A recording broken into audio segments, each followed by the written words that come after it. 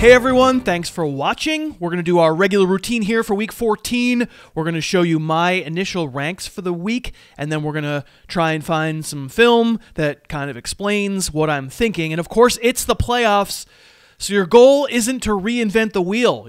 Kind of play the guys that brought you. All good advice. Hey there, I'm Chris, and it does sound like pretty good advice, but of course, in some cases, especially first round of the playoffs, we might not have obvious decisions. We might have hurt guys.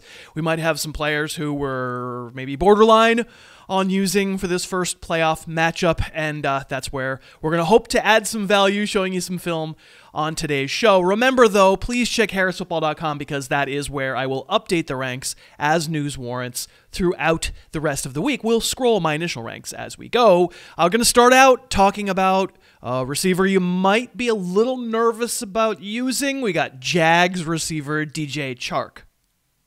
So this is not the recent game log of a wideout you should feel awesome about. And if you're thinking about shying away from him in week 14, I get it.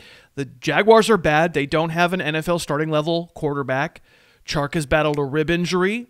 Various other dudes like Colin Johnson and Keelan Cole and Laviska Shenault have popped statistically, but I still have Chark listed at number 20 on my wideout list this week, which puts him in must-start territory, and it's maybe not going to be the most comfortable, but let's see if I can convince you. The Vikings game overall was frustrating, and I don't know, let's just remind ourselves of the talent level and the mechanical soundness that we're dealing with when it comes to Chark. Let's watch him run the stop route. I would argue this ball could be thrown sooner, but beggars can't be choosers. If we go back and watch the route from the press box, you'll see Chark bend slightly the way a receiver might do to the inside when he's planning on snapping a route to the outside, either an out or a go. And then, he's really fast, and being able to stop like that, he's not just a sprinter.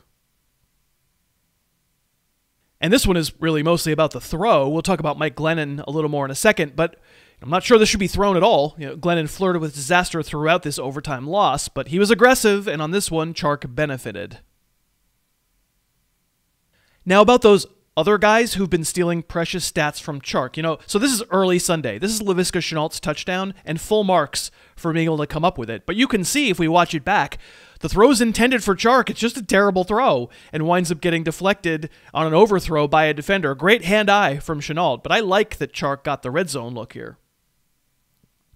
And let's also say Chark had other deep looks on Sunday. This is a good route against man under coverage, and the ball's just got to be thrown earlier, right? If it's thrown earlier, it's a nice long gain. Here's another long look for Chark. You can see there's, going to be a safety rolled his way a lot of the time, and it turns out to be good coverage by the corner. Probably shouldn't be thrown over there, but force it to your best receiver. I can deal with it, and Chark dives and almost makes a big play. This one isn't Chark. It's to Colin Johnson, and it's not the worst decision. It's not great. Glennon throws it knowing the safety can't get over in time, but the corner is right there. If he doesn't jump a little too soon, it's probably an interception, and would be bad. And then another deeper look for Colin Johnson.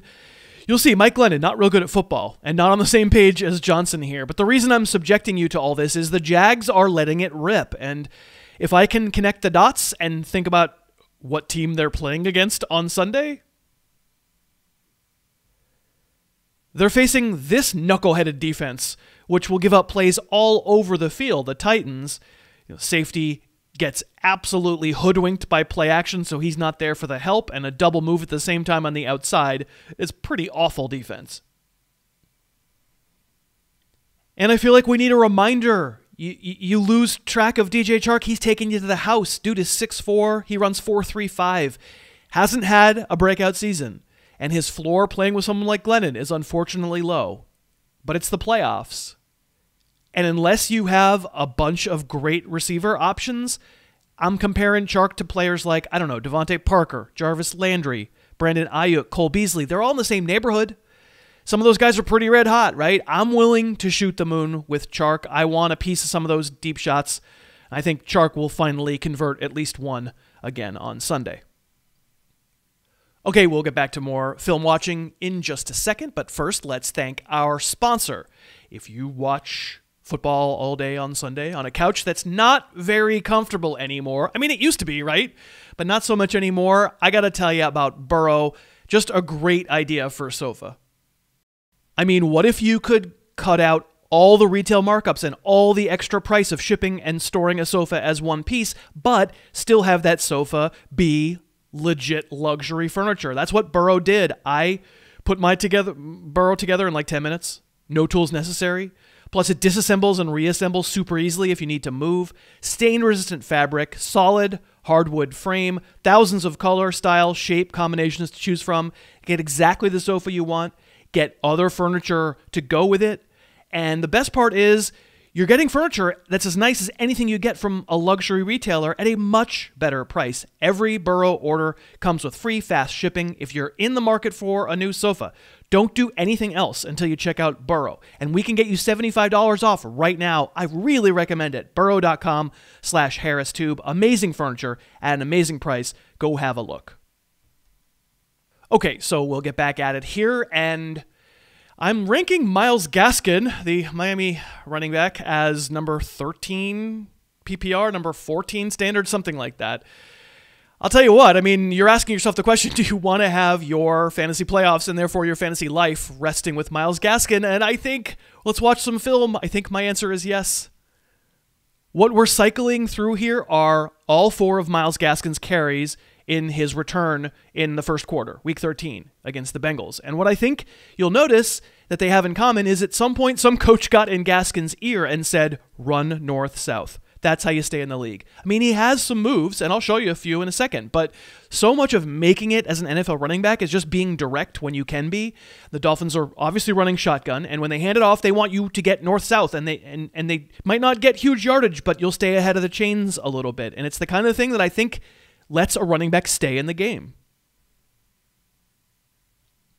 Gaskin is 5'10", and he's generously listed at 200 pounds. He's small, and these are 2 red zone carries. Like, he's had some success rushing for short touchdowns this year, but, you know, you better drill him a hole that he can get through. Even on the second one here, when he dances a little bit between the giant dudes, I mean, he's not going to pull anyone or push anyone into the end zone. By the same token, on this little screen, this should be a loss. You know, he should be tackled deep in his own territory, and at least you can tell this sort of low to the ground, undersized, not super strong guy. He's got some leg drive and some balance. You can understand why, in lieu of a star, the Dolphins have gravitated toward him. And I think we showed you this play when we were talking Tua on Monday, but it's a nice gain, and it's a good scramble, and going to, like, your third target, it's a good throw. But if we wind it back and watch it from the press box and watch Gaskin instead, he's split wide left, and he runs a little in-breaking route. He's not the main target, and he knows it. But as Tua scrambles, Gaskin's just trustable, right? He's smart. And he's the kind of player you want out there. He knows what a scramble drill is. Go find an open spot, and he does. And remember all those straight-ahead runs we showed you at the start? Well, what happens when the line blocks it up and there's legitimately a lane? When you don't delay, when you hit it, when you're direct, this is what happens. And this was Gaskin's best run of the day, a stutter, and then, you know, accelerating around number 94 there, Sam Hubbard. Not an elite move, it's a 2-footed cut, but certainly enough to shake a big guy and then accelerate away from him. And then, because it doesn't fit my narrative, we'll ignore the fact that Gaskin fumbles at the end of this play. But all these qualities, minus the fumbling, are why the Dolphins trust him and give him volume. It's not because there's nobody else. It's because he himself is not great, but rock solid. I think you're using Myles Gaskin.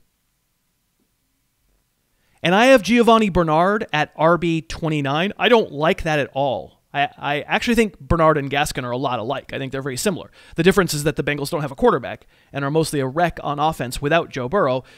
These are Bernard's basically only 2 good runs Sunday. But the reason I'm interested in using him as a fantasy flex for my playoff game? Oh, it's these idiots. The Cowboys' run defense. They stink. This was a 4th down touchdown run Tuesday night from Lamar Jackson. No shame in that. Lamar's great. Let's wind it back and watch Leighton Vander Esch. Watch him, quote-unquote, fill the hole.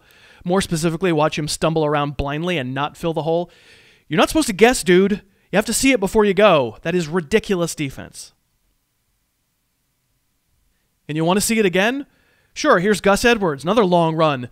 basically running against air. Nice job, Gus Edwards. I prefer J.K. Dobbins personally, but if we watch a replay, watch number 50 there, Sean Lee. Dude, you can't just drift not knowing where the ball is. You're the middle linebacker. Your job is to find the ball, and don't just drift where you think it might go. The Cowboys are lost on run defense.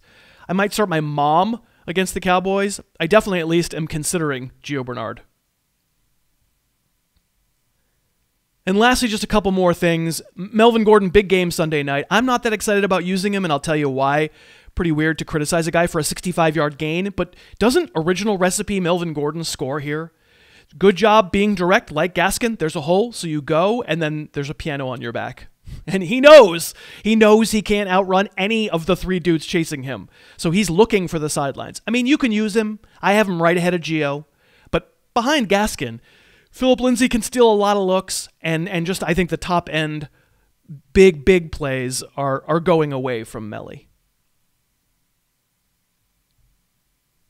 And speaking of guys I would not use for whom it is getting close to over, Le'Veon Bell gets the full start Sunday night for 3 quarters. He was the lead back. He finds a hole. He goes.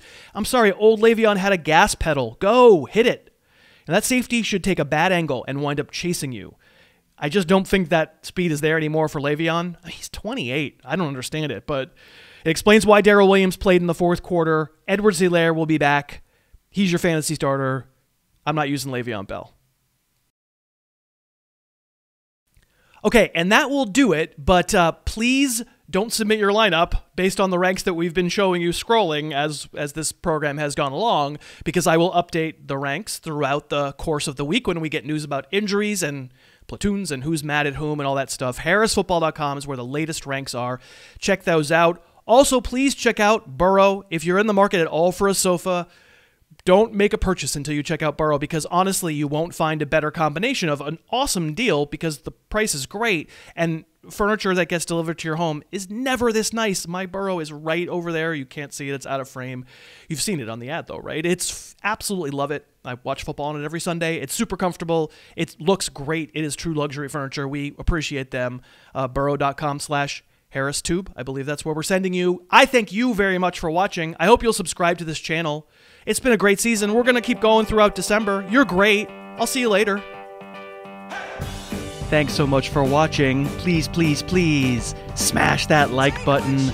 Write a comment. Tell us who else you'd like to see us review film on. And of course, best of all, please subscribe to our channel and then click that little bell above the subscribe button and you'll be notified whenever we post a new video.